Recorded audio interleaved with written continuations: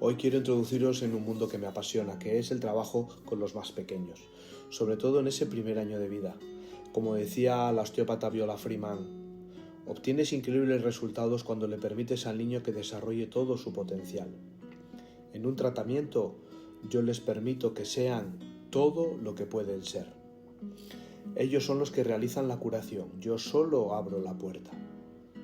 Con esta frase la doctora Viola Freeman expresa, sin duda, la profundidad de lo que es el fulcro, el concepto de apoyo, de acompañamiento, donde el osteópata simplemente comprende las leyes naturales y trabaja siempre a favor de ellas, optimizando recursos y quitando los obstáculos para que la fuerza vital en sintonía con la propia naturaleza haga el resto. Recordemos que Steele decía que el cuerpo humano es el motor, la naturaleza el ingeniero y nosotros los osteópatas somos el jefe mecánico. Pero que como osteópatas debemos confiar en la naturaleza hasta el final. Este pequeño vídeo pretende ser una introducción a la formación de pediatría. Puedo decir que fui pionero en este país en trabajar en la esfera neonatal, allá por el año 96. Hasta ese momento nadie hablaba de osteopatía y de pediatría. Pero a mí me viene de sangre, de haber vivido 43 años al lado de mi padre, mi referencia y sin duda un gran ejemplo a seguir por su pasión y por su dedicación a su especialidad. Él se definía como especialista de niños y de hecho tuvo 11 hijos, así que creo que es una buena tesis o cátedra, mejor dicho, para poder también enseñar a otros su gran experimentación con los más pequeños. Y entonces desde mi niñez me gustó siempre escuchar a mi padre, como él se definía pediatra y puericultor, y hablaba sobre los casos que veía en la consulta. Eran comidas especiales cuando le daba por contar los casos complejos que había visto ese día.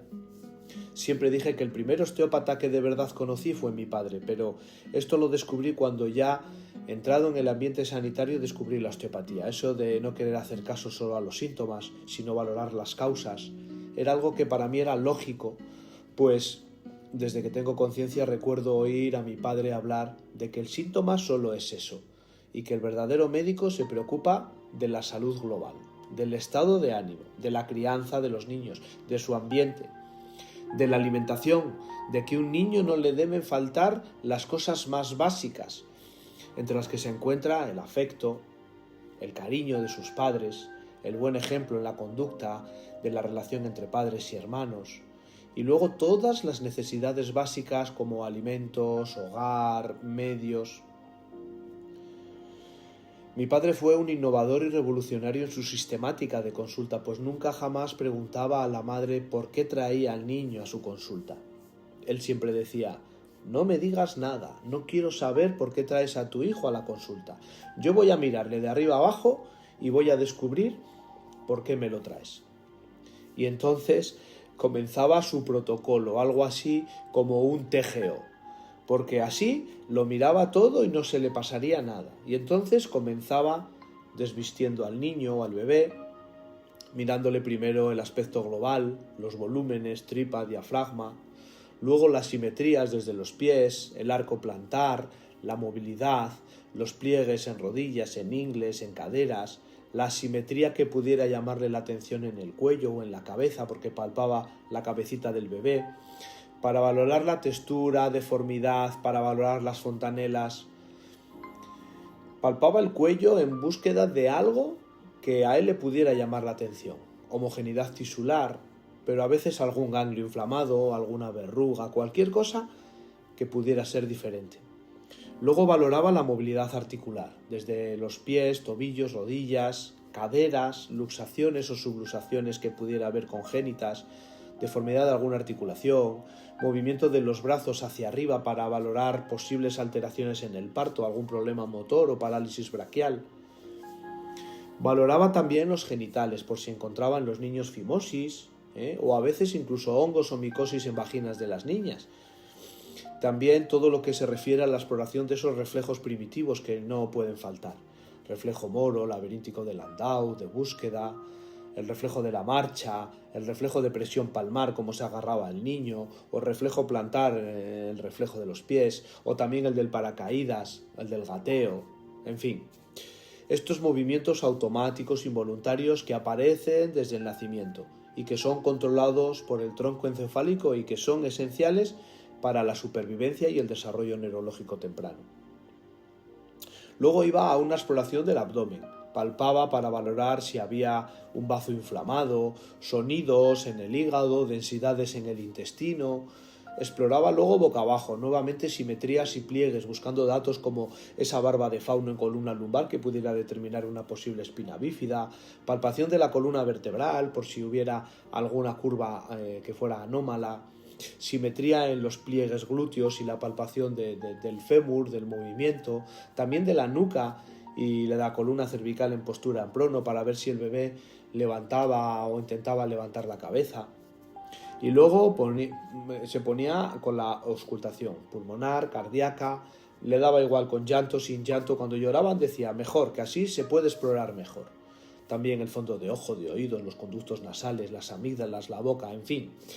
Que al final de todo este proceso determinaba si había un problema, fuera respiratorio, proceso inflamatorio, infeccioso, o si todo estaba dentro de lo normal. Y entonces él ponía una etiqueta que decía, este niño está más sano que una pera. Ese era su resumen. Él era un hombre con carisma, con mucha empatía y con mucha paciencia con los niños, pero más con las madres. Afirmaba también que los niños no estaban nunca enfermos, sino que los enfermos eran los padres, y que si sabías tratar a los padres, los niños siempre mejoraban. Y no se equivocaba en absoluto, parecía conocer las leyes biológicas, porque como él decía, somos pediatras y somos puericultores, es decir, tenemos que velar por los cuidados de un niño. E insistía en aspectos tan importantes como ventilar la habitación antes de dormir, que hubiera una humedad que fuera agradable, que no fuera excesiva, que no hubiera alfombras, que no hubiera exceso de calor en los hogares, exceso de abrigo, tanto en casa como fuera de ella, pijamas de lana que no tenían sentido. Repetía siempre pies calientes, barriga caliente, espalda caliente, pero el pecho frío, abierto, que hay que ventilar, porque ahí es por donde se respira. Y hacía alusión a las observaciones naturales, ponía como ejemplo ¿dónde tienen los perros el pelo y los pájaros las plumas y las ovejas la lana? En la espalda, siempre en la espalda, porque el pecho tiene que respirar. Os cuento todo esto porque aparte de parecerme algo muy interesante en los tiempos en los que vivimos, por cómo está la pediatría, sin duda pude comprobar una y otra vez el gran éxito que mi padre tenía en consulta. Y así crecí, admirando a mi padre como una persona íntegra, que siempre ofrecía su mejor versión a los pacientes. De hecho, también el ambiente familiar en mi casa siempre fue entrañable. Soy el octavo de 11 hermanos y ciertamente fuimos una manada sana, sin apenas procesos de enfermedad. Creo que en mi vida solo falté a clase una semana cuando tenía 9 años, que fui operado de apendicitis, y nunca más volví a faltar en bachiller, pero no por temas de salud, sino por los menesteres habituales de lo que supone la adolescencia. Conocer la osteopatía fue para mí un gran descubrimiento, una vía que me llenó y motivó a seguir mi vida profesional por este camino a pesar de las dificultades que se presentaron desde los inicios, por no ser ni conocida ni reconocida aquí en España. En los años 90 prácticamente casi nadie sabía lo que era este acercamiento terapéutico. Y de aquella manera pronto cayeron en mis manos esas primeras tablas de una tal nueva medicina germánica, que leí con pasión y con mucha inquietud. Quizás fue una de las lecciones que más me llenó, porque enseguida lo vi tan coherente, tan lógico, tan sensato, que esto despertó en mí el ansia por saber más. Se ha hablado mucho, se ha blasfemado aún más sobre los brillantes descubrimientos de mi querido y admirado doctor Reich Gierhammer. Conocerle ha sido para mí uno de los acontecimientos más emocionantes y bonitos en mi vida. Pude comprobar in situ cuánta verdad había en todos esos descubrimientos, que no son ni teorías creadas, ni hipótesis, ni protocolos, ni siquiera nada que tenga que ver con algo alternativo. porque comprender la vida, sus formas y el equilibrio y la sabiduría de la inteligencia natural no es ninguna hipótesis. Las 5 leyes biológicas son formuladas por la naturaleza, existen desde siempre, no es cuestión de fe ni de creencia. Son fácilmente demostrables en cada caso individual y no solo se aplican desde un concepto de salud o de enfermedad, sino que se aplican a todos los seres vivos, animales, plantas.